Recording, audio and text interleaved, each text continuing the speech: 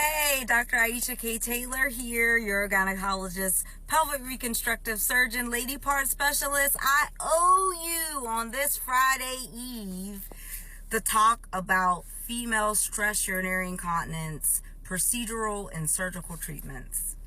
I owe you. A reminder of female stress urinary incontinence. If you need the details about why it happens, what it's caused by, all of that, look at my older videos. But basically, it should not happen. It's never normal to leak. It's leakage with coughing, straining, laughing, strenuous activity when pressures are exerted on the bladder. I'm going to cover the treatments twofold, give you the history so you can appreciate what we have today and where we came from, and then cover today's procedure and surgical techniques. I look forward to connecting. So before the 2000s, we had two main gold standards for treatment for leakage. Birch-Kopel suspension. Just hear me out. Think C-section incision. Okay, getting into the abdomen, finding the bladder and urethra, permanent suture next to the urethra at the mid-urethra and where the urethra connects to the bladder neck. Sutures passed through the tissue above the vaginal skin, but not through the vaginal skin because it's permanent suture, and then pass through a ligament in the pelvis, in the pelvic bone, tied down, where you can literally see the suture line. It's like suture bridge, okay? Not tied down knot. Think about that. Bottom line, great outcomes, right? Women were not leaking with coughing, straining, laughing, but we literally changed the axis of the vagina because we brought the top wall of the vagina to the pubic bone. So you mess with the axis, other things happen. Women would get bulges at the back wall of the vagina. We were all in the abdomen, right? So you have the risk of injuries to the intra-abdominal structures, right? Surgery so good, might not be able to pee for some time, needing a catheter. And then you may get new symptoms of frequency urgency where you're feeling like you have to go to the bathroom all day, night. Night. Who wants to trade symptoms? Then you have to heal from this huge incision. Months. Cured, but not perfect.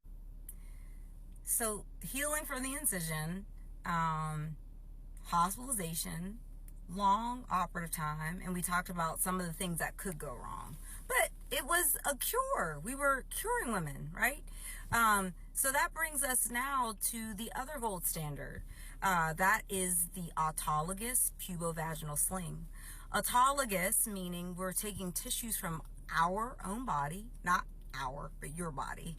And pubovaginal meaning we are taking that harvested tissue from your body and through an incision made in the vagina, passing that tissue from the vaginal incision behind the pubic bone. I'm going to go into it in the next video in a little bit more detail. So where did we get that tissue from? So we want strong tissue. We don't want tissue that's going to degrade over time, that's not going to tear, because when we cure you, we want you to stay cured. So the strongest places to find strong tissue, the tissue overlying the rectus muscle. That's your six-pack. So strip of fascia, rectus fascia, from the rectus muscles, or strip of fascia along the outer thigh called fascia lata.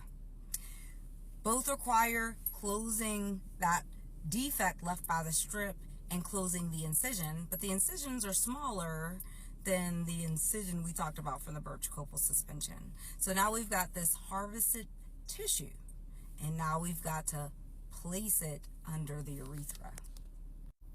So we take that tissue and through the vaginal incision, right where the bladder connects to the urethra, we put the sling and it serves as a hammock. And we bring the sling around the bladder. We make sure we look in the bladder to make sure there's no perforation. If there is, we'll address it then.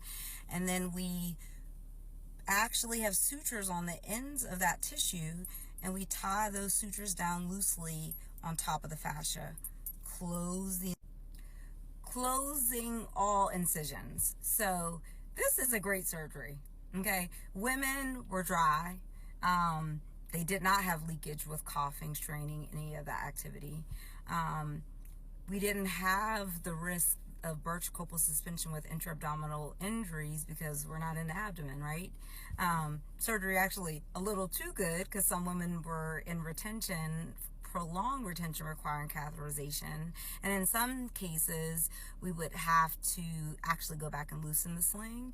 And just like Birch-Copel suspension, women would get frequency and urgency that was new. So we were trading one set of symptoms for another, but still a great surgery. So that's where we were. Long operative times, hospitalizations, recovery from big incisions. And that brings us to the innovations. Can't wait to go through those with you guys. See you soon. Before I let go, I do want to say, those procedures, the Birch-Copel suspension, the autologous pubovaginal sling, they're still in existence. We do them. We just have more choices. And those choices come with less operative time, less hospital stay, less recovery to no recovery time, right? But the pubovaginal sling and the Birch-Copel suspension are still great treatment options for the appropriate patient. It's just important to know where we were before all of the innovations, and it'll really, really make you guys understand and appreciate what we have today. In-basket me, send me a message with questions. I can't wait to talk about the new stuff. I can't wait. See you soon.